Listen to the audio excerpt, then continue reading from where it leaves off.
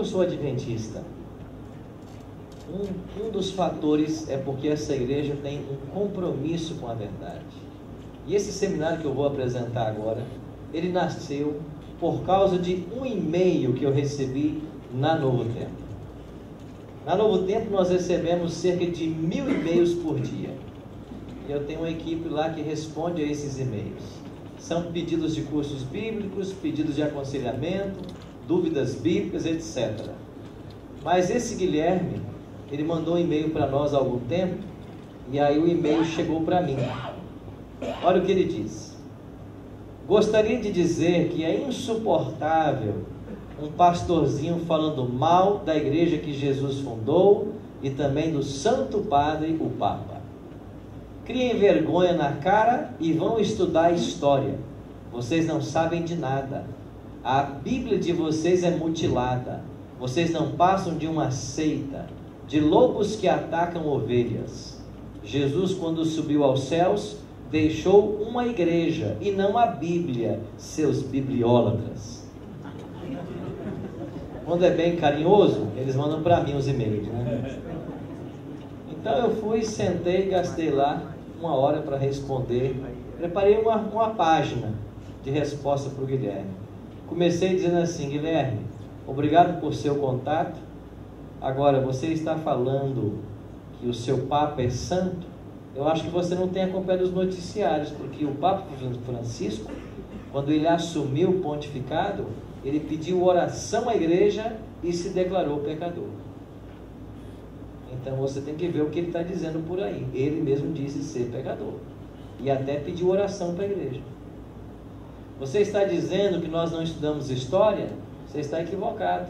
A igreja adventista tem uma escola de interpretação profética que é historicista. A gente estuda a Bíblia aliada à história.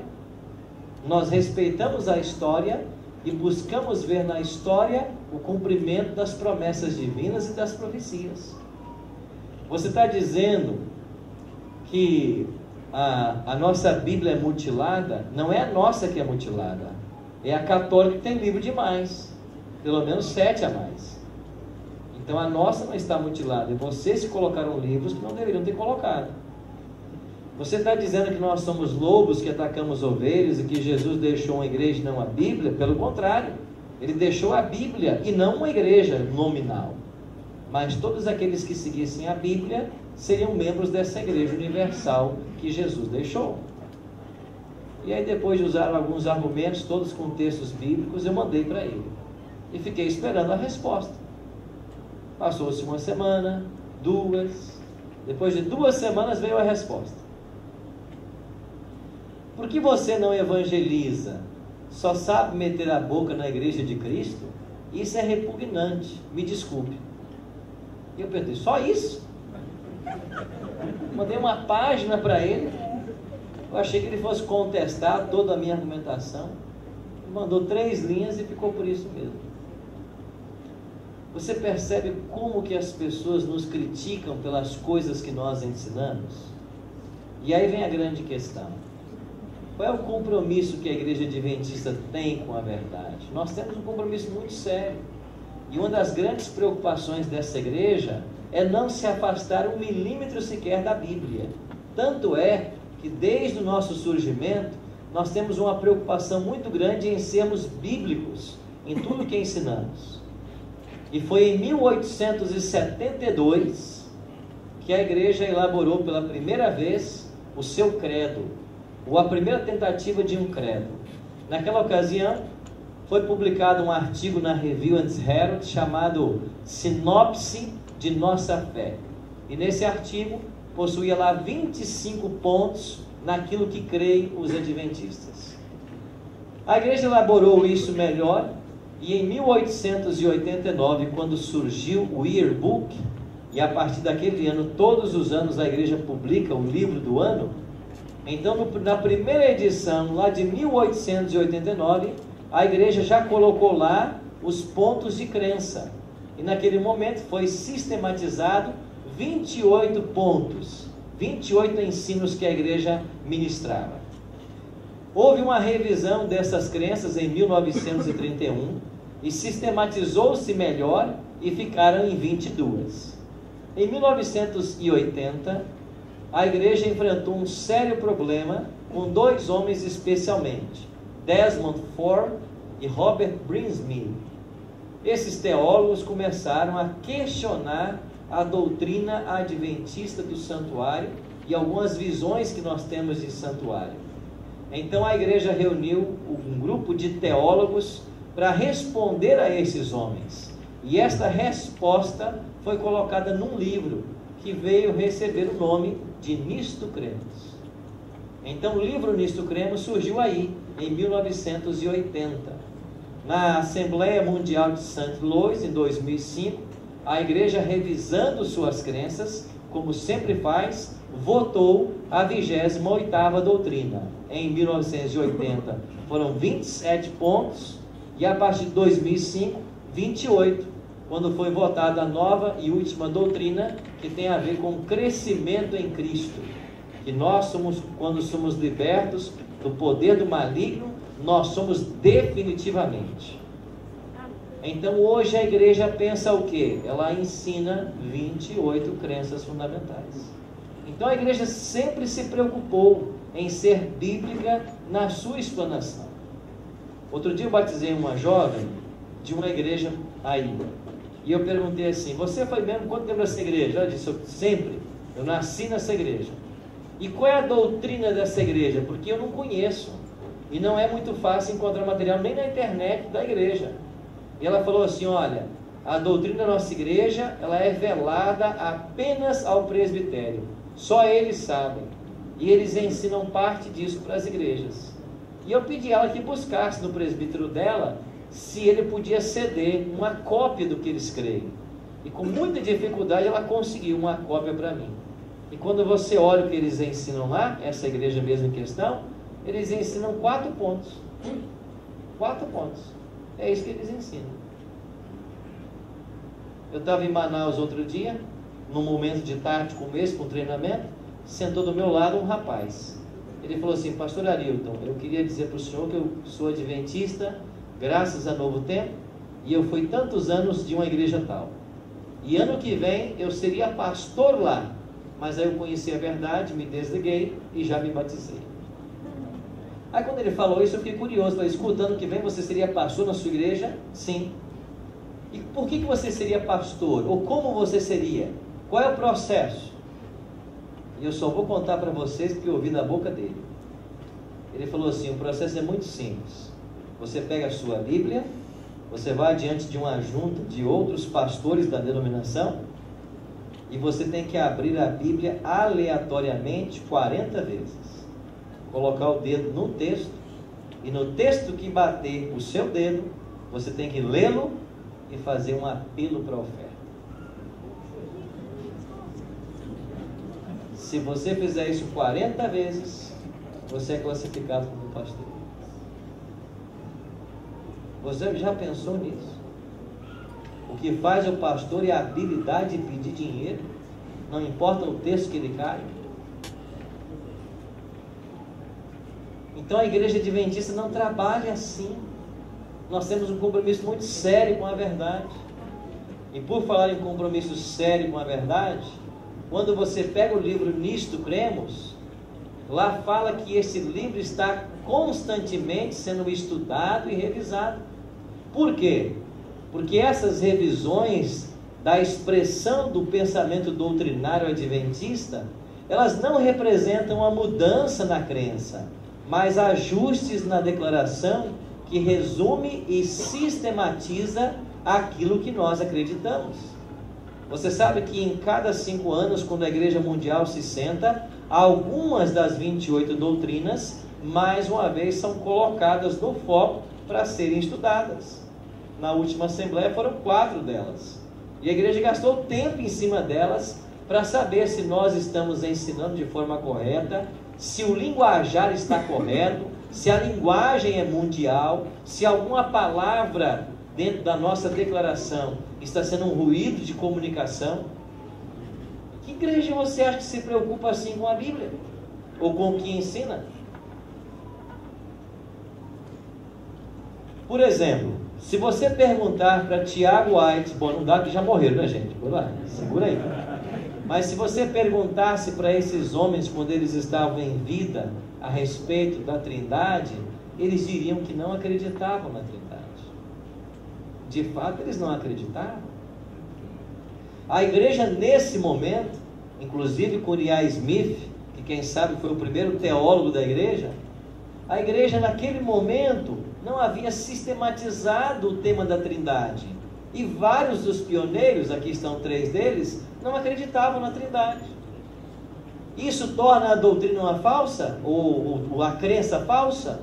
Não, naquele momento não havia essa maturidade. A igreja depois continuou a estudar o tema e chegou ao ponto que ela definiu que Trindade é uma doutrina bíblica. Ainda que nós não tenhamos os primeiros, não fomos os primeiros a sistematizá-la, porque os católicos fizeram isso antes de nós. Então muitos por aí estão se levantando e dizendo assim: nós temos que voltar ao adventismo histórico. A igreja tem que voltar a crer como criam todos os pioneiros. Não, senhor. Voltar a crer como criam os pioneiros é passar a descrer da Trindade, é voltar a comer carne de porco e etc. Então nós temos que manter tudo aquilo que a igreja descobriu ser verdade e conserva isso como verdade. Porque a gente aprende dessas histórias é que o conhecimento da doutrina, ele é progressivo. Eu tenho uma declaração aqui que vai nos ajudar. Na medida em que estudamos as Escrituras, nós adquirimos uma compreensão cada vez mais ampla das verdades bíblicas, mas a realidade delas ainda vai muito além da nossa compreensão. Por isso dizemos que o nosso entendimento da verdade, ele é o quê? Parcial e progressivo. Essa é a compreensão da igreja. Então a verdade sempre será verdade, mas a compreensão acerca dela é progressiva. Então pode ser que a igreja hoje não crê em alguma coisa que está na Bíblia e daqui a 10 anos ela vai passar a crer. E eu vou mostrar um texto para vocês hoje, onde Ellen G. White fala justamente isso, que nós nunca podemos parar de estudar a Bíblia, porque existem verdades na Bíblia a serem descobertas. Então nós temos que ser o povo da Bíblia, o povo que estuda a Bíblia. No prefácio do livro Nisto Cremos, os editores escreveram: escrevemos esse livro com a consciência de nossa dívida para com as ricas verdades bíblicas que recebemos da igreja cristã ao longo da história. O que eles querem dizer com isso? Que os adventistas não inventaram a roda, mas nós somos herdeiros daqueles que vieram antes de nós. Agora, o que aconteceu no adventismo? O adventismo reuniu e sistematizou todas as doutrinas que os outros cristãos haviam estudado ao longo dos séculos e colocou isso no seu bojo doutrinário, o que ninguém tinha feito. Então por que é que os adventistas guardam o sábado? Nós descobrimos o sábado? Quem descobriu o sábado? Em tempos modernos, os batistas do sétimo dia. E os adventistas aprenderam sobre o sábado com uma mulher batista do sétimo dia, chamada Raquel Oakes, e com o pastor dela, que depois se converteu, Thomas Preble. Com eles. Por que é que os adventistas acreditam na santificação? Por que nós aprendemos isso? Com os metodistas. Nós cremos na Trindade. Os católicos desenvolveram isso antes de nós. Nós cremos no batismo por imersão. Com quem aprendemos isso? Com os batistas. Então, quando você analisa a crença adventista, você percebe que nós somos herdeiros. Para usar George Knight, ele diz assim: o que é essencialmente adventista no adventismo? E ele fala então da reforma de saúde, da doutrina do santuário, do ministério bifásico de Cristo, do dom profético. Aí nós estamos falando de coisas que são essencialmente adventistas no adventismo. Foi no meio da igreja, no decorrer da sua história, que nós desenvolvemos isso, quando ninguém tinha feito. No mais, nós somos herdeiros. É isso que está dizendo o livro Nisto Cremos. E ele continua: cuja compreensão sucessiva de nova luz conduziu a igreja em direção ao entendimento mais amplo do caráter de Deus. E reconhecemos que esse entendimento é sempre o quê? Progressivo. E citou lá Provérbios 4,18, né? A vereda do justo é como a luz da aurora, que vai brilhando mais e mais até ser dia perfeito. Então, no adventismo, nós fazemos uma separação entre doutrina e crença. É por isso que você pega o livro Nisto Cremos, e lá não diz assim, as 28 doutrinas da igreja adventista. Está assim lá? Tá. As 28 crenças fundamentais. Porque nós diferenciamos crença de doutrina. O que é doutrina? É uma realidade descrita pela Bíblia. E o que é crença? É a compreensão acerca da realidade. Então, a doutrina bíblica sempre será doutrina. Ela é uma realidade da Bíblia. Agora, a nossa compreensão dessa realidade, ela é progressiva. Haja visto o tema da justificação pela fé. É uma doutrina bíblica, mas a nossa compreensão dessa doutrina, ela é progressiva. Ela deu um salto na década de 1890, principalmente por causa da crise em 1888, lá em Minneapolis. E abrindo um parênteses, é interessante como as crises ajudam essa igreja. Toda vez que há uma crise, o povo tem que voltar para a Bíblia e o resultado é benéfico para nós. Eu vou dar um exemplo para vocês em Apocalipse capítulo 13, verso 18. Aqui está um exemplo para mostrar para vocês a seriedade com que a igreja adventista encara todos os temas da Bíblia e a sua forma de interpretar o texto sagrado. Apocalipse 13, 18 diz: aqui está a sabedoria, aquele que tem entendimento, calcule o número da besta, pois é número de homem. Ora, esse número é o quê? 666. Então, as pessoas se perguntam, como nós podemos identificar esse número 666? Então, na igreja, você vai ter dois grupos de intérpretes. O primeiro grupo utiliza a gematria. O que é gematria? É conferir valor numérico a uma letra de um alfabeto. Isso é gematria. Você pega uma letra, atribui ela um valor numérico e chega a uma soma total. Isso é gematria. Tem gente que interpreta Apocalipse 13, 18 à luz da gematria. Esses que assim o fazem, pega a expressão vicarius filii Dei, soma os valores em latim e o total vai ser 666. Então isto foi praticado no meio adventista por décadas.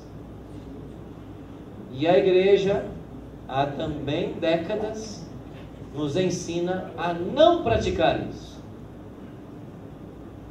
E por certo você já ensinou isso em algum estudo bíblico, né? Quem já ensinou isso em estudo bíblico? Levante a mão. Só os corajosos levantam, né? Como é que surgiu essa história de vicarius filii Dei no adventismo? Vamos lá. A expressão mais plausível que, a nosso ver, sugere o número da besta é um dos títulos aplicados ao Papa de Roma. É o seguinte: vicarius filii Dei, substituto do Filho de Deus. Quem disse isso? Uriah Smith. Quem foi Uriah Smith? O primeiro teólogo da igreja. Então ele, pelos estudos dele, no seu livro sobre Apocalipse, ele colocou isso lá. Ele aplicou então a gematria, o 666. J.N. Andrews, o primeiro missionário oficial além-mar dessa igreja, publicou um livro também sobre o Apocalipse. Os três anjos de Apocalipse 14. Ele foi publicado esse livro na sua reedição em 1887. Quando J.N. Andrews reedita o seu livro, ele pega o mesmo conceito de Uriah Smith, do Vicarious Filidae, e coloca no seu livro. Quem era J.N. Andrews? Segundo Ellen G. White, a pessoa mais preparada que nós tínhamos na igreja na hora de se escolher um missionário para enviar além-mar. Eu não sei se você sabe, mas J.N. Andrews, ele sabia todo o Novo Testamento de cor. E ele disse assim certa vez: se perderem o Novo Testamento, eu posso reproduzi-lo palavra por palavra. Não sei se faria com todo o Velho.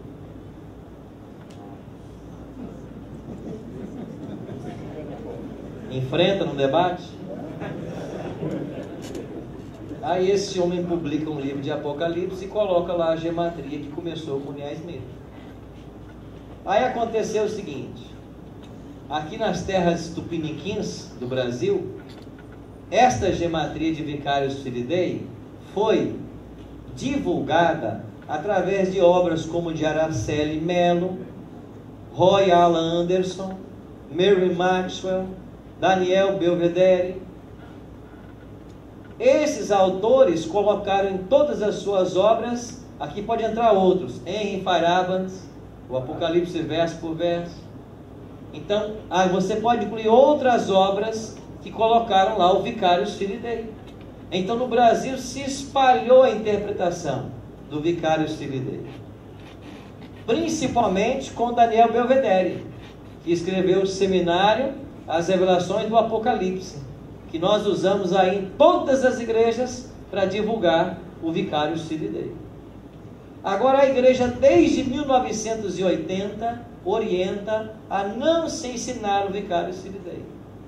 Mas como a igreja é um mecanismo mundial que se move lentamente, as coisas não são tão rápidas quanto nós gostaríamos que fossem.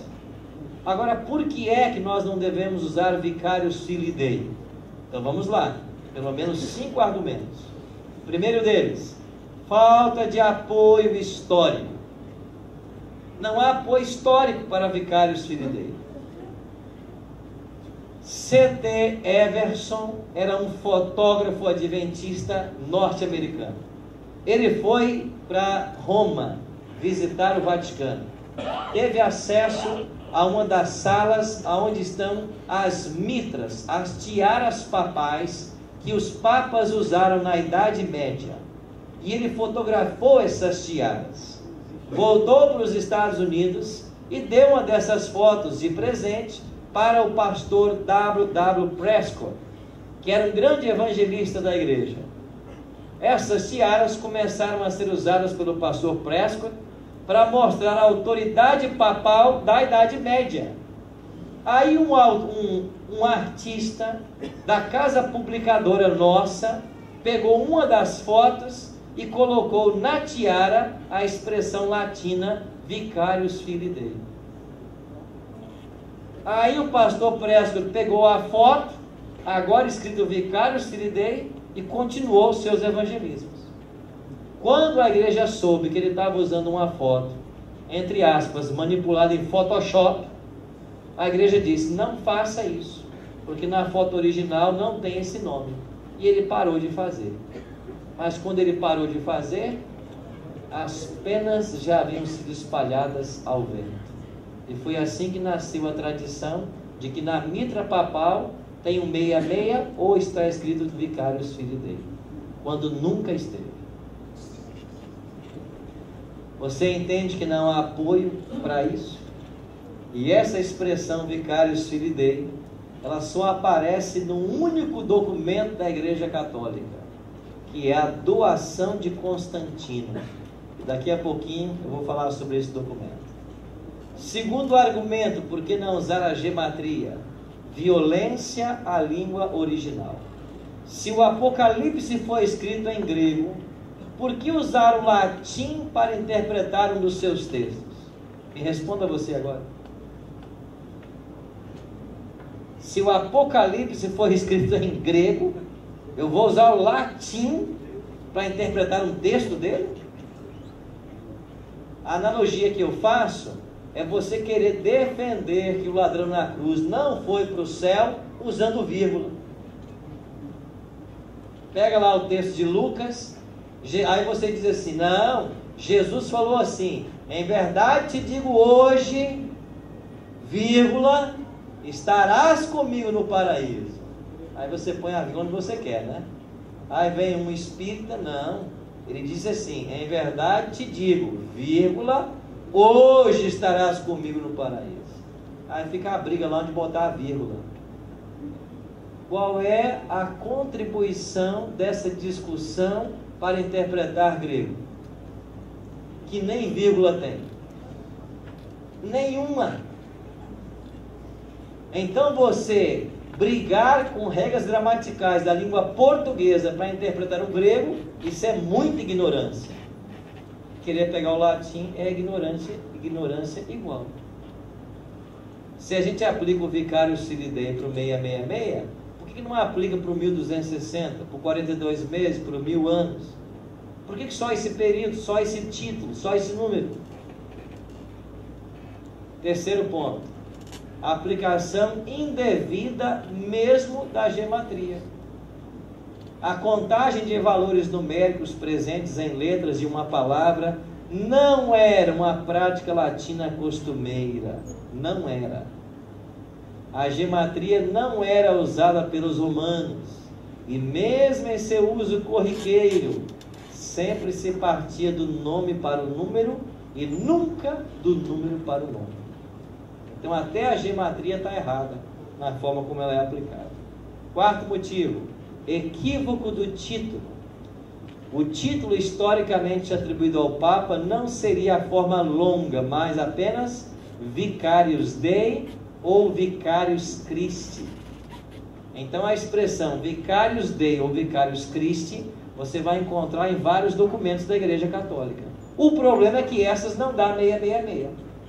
Só dá o Vicarius Filii Dei. E esse Vicarius Filii Dei só aparece em um único documento da igreja. Qual é o documento? Doação de Constantino. Mas qual é o problema? O problema é que séculos depois desse documento ter sido escrito, a própria igreja romana disse que ele é falso. Então a igreja chegou à conclusão de que o documento, a doação de Constantino, foi manipulado pelos papas da Idade Média para ensinar que autoridades que um dia repousaram no imperador, agora havia sido dada para o bispo de Roma pelo próprio imperador. Então eles forjaram um documento. E a própria igreja, séculos depois, diz que esse documento é falso. Ou seja, nós estávamos baseando nossa interpretação profética num único documento que a igreja disse é falso.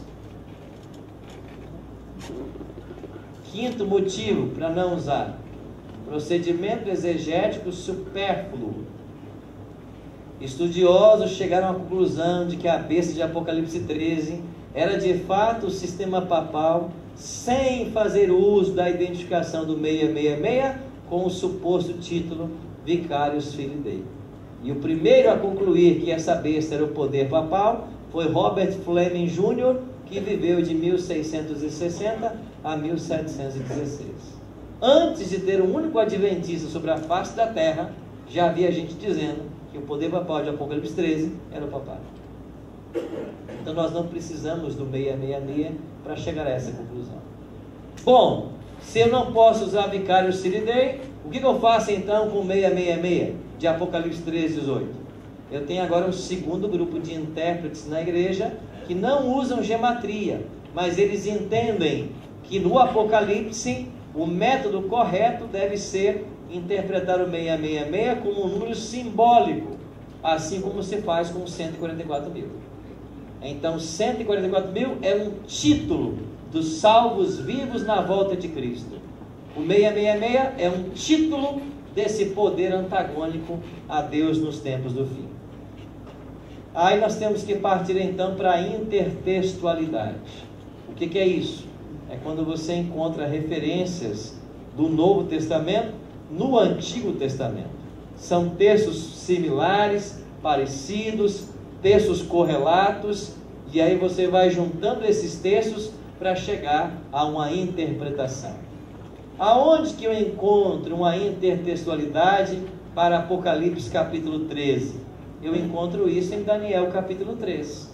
Então, o texto que mais se conecta com Apocalipse 13 é Daniel 3, porque os elementos são afins, são comuns. Por exemplo, o tema de Daniel 3 é a adoração. E qual é o tema de Apocalipse 13? A adoração. Se alguém não adorar a besta e a sua imagem. Lá em Daniel 3, eu tenho um decreto de morte. Quem não adorar, vai parar na fornalha de fogo ardente. Em Apocalipse 13 também tem um decreto de morte. Quem não adorar a besta, vai morrer. Apocalipse 13, 15. Lá em Daniel 3, eu tenho uma imagem. Uma imagem foi erguida na planície de Dura, para que todos a adorassem. No capítulo 13 de Apocalipse, você tem a segunda besta fazendo uma imagem à primeira besta. O mesmo termo. Em Daniel 3, você tem uma imagem de 6 côvados de largura e 60 de altura. Por que é que essa imagem tem 6 de largura por 60? Porque os babilônicos criaram um sistema sexagesimal. Eles eram matemáticos. E o número 6, da largura da imagem, é o menor deus de Babilônia. Ele era representado pelos 6. E o número 60 representava Marduk, o maior deus de Babilônia. Então, por que ela tinha essas dimensões? Porque ela era uma representação de todo o politeísmo que havia em Babilônia. E os 600 era um número que os babilônicos usavam para se referir a todos os deuses. Quando eles queriam referir-se a todos os deuses, eles usavam o número 600. Agora você tem um 600, tem um 60 e tem um 6. Igualzinho em Apocalipse 3. Lá em Daniel 13, você tem um remanescente. Lá ele tem nome: Ananias, Misael e Azarias. Em Apocalipse 13, você também terá um remanescente. Eles se guardam os mandamentos de Deus e tem o testemunho de Jesus. Em Daniel 3, você teve um livramento miraculoso. Eles foram lançados dentro da fornalha e não se queimaram. Em Apocalipse 13, você tem um livramento miraculoso. E Ellen G. White disse: quando os inimigos da verdade estiverem para dar fim ao povo de Deus e levantarem suas espadas, elas cairão por terra como a palha. E nós sabemos que após o fechamento da porta da graça, nenhum santo perderá sua vida mais. Ou seja, o decreto de morte de Apocalipse 13 não vai matar nenhum santo. Então haverá também um livramento miraculoso. Conclusão: assim, o número 666 representa mais um sistema em vez de um indivíduo. E como é usado no sentido simbólico, ele não pode ser uma marca literal. Ele representa o poder que nesse momento da história vai ficar contra Deus. Foi assim que a igreja concluiu na década de 80. E tem orientado a todos nós a seguirmos esse tipo de interpretação. Ou seja, a igreja não está refém daquilo que ontem ela disse ser certo, ou ontem ensinava. A igreja está constantemente em crescimento, em estudo. A doutrina, ela é uma verdade bíblica, mas a crença é a compreensão acerca dessa doutrina. E é isso que nós temos que aprender, para não ficarmos parados no tempo e no espaço. E olha esse texto extraordinário de Ellen G. White. Não há desculpas para ninguém assumir a posição de que não há mais verdades a serem reveladas e de que todas as nossas visões da Bíblia não têm qualquer o quê? Erro. Ninguém deve dizer que as nossas visões são perfeitas. Pode ser que amanhã ou depois a gente descubra um novo ingrediente.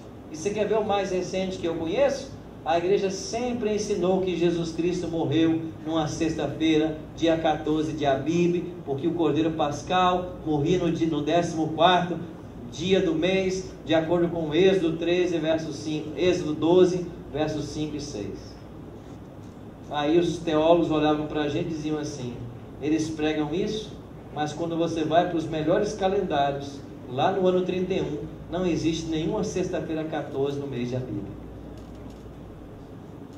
E sabe o que havia em nossa teologia? Uma inconsistência. Aí um leigo dessa igreja, advogado, tradutor juramentado, que frequentava a igreja central de Vitória, começou a estudar e chegou à conclusão de que a sexta-feira do dia da morte de Cristo não foi dia 14, mas foi dia 15. Aí os nossos críticos enxergaram uma sexta, dia 15, lá no mês de Abíb do ano 31.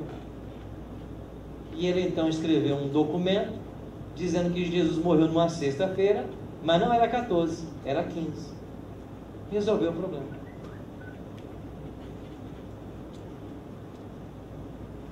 Então, a igreja não vai parar de estudar a Bíblia. E pode ser que a gente avance em conhecimento ainda. Mas você percebe o compromisso que tem a igreja com a verdade? Então, por que eu sou adventista? Porque a igreja se preocupa em ser uma igreja bíblica. Nós não temos nada que esconder de ninguém. A nossa função é apenas ensinar a Bíblia. Eu termino com essa história. Aqui está um grupo que participaram das gravações do Bíblia Fácil há algum tempo atrás. Quando eu fiz o apelo para batismo para essa turma, vários ficaram de pé. E enquanto eu estava desmontando o equipamento, depois de haver orado com eles, 4 do grupo aí se aproximou e disse assim: pastor, nós queremos ser batizados. Eu disse: eu sei, eu vi vocês de pé na hora que eu fiz o apelo. Não, a gente quer agora. Eu falei: olha, agora eu não posso batizar vocês. Eu vou explicar como funciona. Vocês vão voltar para as cidades de vocês. Nós vamos colocar um pastor para auxiliar vocês. Vocês farão alguns estudos adicionais. E quando vocês tiverem então preenchido a ficha batismal, aí vocês serão batizados. Eles entenderam e saíram. Eu estava desmontando ainda o equipamento, aí voltou uma garota e disse: pastor, eu quero ser batizado. Eu disse: mas você não entendeu o que eu acabei de explicar? Ela falou assim: pastor, eu entendi, mas você não conhece a minha história. Eu disse: tá bom, e qual é a sua história? Pastor, você sabe por que eu vim para cá? Eu sou membro de uma igreja há 10 anos. E a minha igreja só acredita na revelação do presbítero. Mais nada. Nós somos aconselhados a nunca se aproximar de um adventista. Porque vocês são uma seita que fazem lavagem cerebral. Mas um dia meu esposo chegou em casa e, porque eu gosto de cozinhar, ele comprou a antena da Sky e colocou na minha casa para assistir os programas de culinária. E eu comecei a assistir, mas um dia, procurando os canais, cheguei no Novo Tempo, comecei a assistir, e quando eu vi vocês ensinando o que ensinavam, eu chamei meu esposo e disse: olha, eles estão ensinando coisas na Bíblia que nós nunca ouvimos falar. E meu esposo disse assim: cuidado, que esse povo é uma seita, não liga mais nesse canal não. Mas eu não obedeci meu esposo e continuei assistindo. Um dia eu entrei numa crise tão grande assistindo, que eu caí de joelhos e perguntei assim: Senhor, se esse povo tem a verdade, o Senhor tem que me revelar agora se eles têm a verdade ou não. E ela orou pedindo revelação. No dia seguinte, o telefone na casa dela tocou. Quando ela atendeu, era o produtor do programa Bíblia Fácil, dizendo que ela tinha sido escolhida para participar do programa Bíblia Fácil. E ela falou assim: eu fui escolhida? Foi. Escolhida de quê? Não me inscrevi em nada. Como é que você sabe meu nome? Como é que você sabe meu telefone? Não me inscrevi em lugar nenhum. E o produtor, sem saber nada do outro lado, falou assim: não sei, o seu nome está aqui. Vou estar aqui como você se inscreveu para participar do programa. E quando o produtor falou que o nome dela estava lá e o telefone dela, ela pensou assim: mas não foi isso que eu pedi ontem a Deus? Um sinal? Esse é o sinal. Não, deixa meu nome, eu vou. E ela foi participar sim do programa. E depois de tempos é que nós descobrimos que um concunhado dela a inscreveu sem que ela soubesse. E ela falou assim: por isso eu vim parar aqui, pastor. E quando o senhor fez o apelo para o batismo, eu peguei o meu telefone, logo depois do programa eu liguei para casa e falei para o meu esposo assim: eu vou me batizar na igreja adventista. E ele falou do outro lado: se você se batizar, você nem precisa voltar para casa mais. O casamento está acabado. Pastor, eu não tenho mais igreja, eu perdi minha família, porque são todos da igreja, agora acabei de perder meu esposo. E o senhor não vai me batizar?